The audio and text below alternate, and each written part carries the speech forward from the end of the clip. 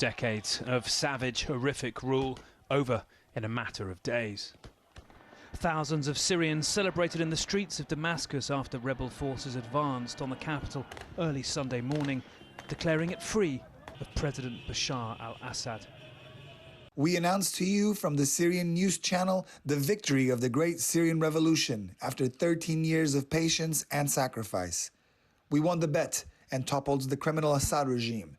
Facing crumbling resistance from regime forces, rebels launched a stunning, lightning offensive. Russia undermining its long-term ally by announcing he had fled the country and was granted asylum in Moscow.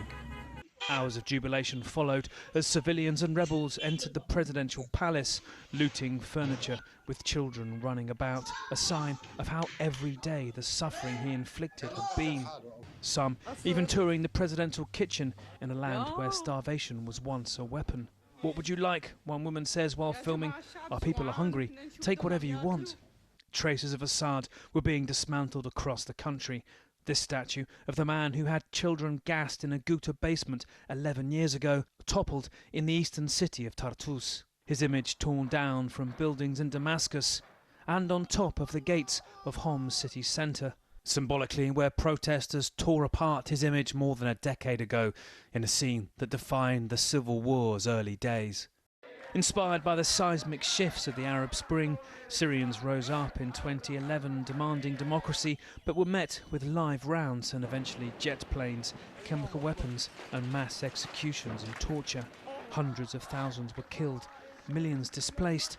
As rebels swept through the capital on Sunday, images surfaced of prisoners being released from the notorious Saydnaya prison, from which so few emerged. Dubbed the human slaughterhouse by Amnesty International. The militant figure leading this rebel offensive is Abu Muhammad al-Jalani, seen here prostrating in prayer upon entering Damascus.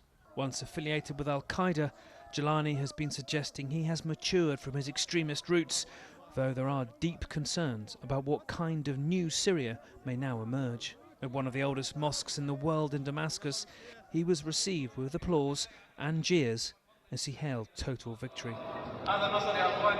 This victory, my brothers, is a victory for the entire Islamic nation. This new triumph, my brothers, marks a new chapter in the history of the region. Without doubt a new chapter, but with the joy of change comes anxiety at the future, and surely a reckoning of sorts for the decades of horror past that could mar the hope of the days ahead. Nick Payton-Walsh, CNN, London.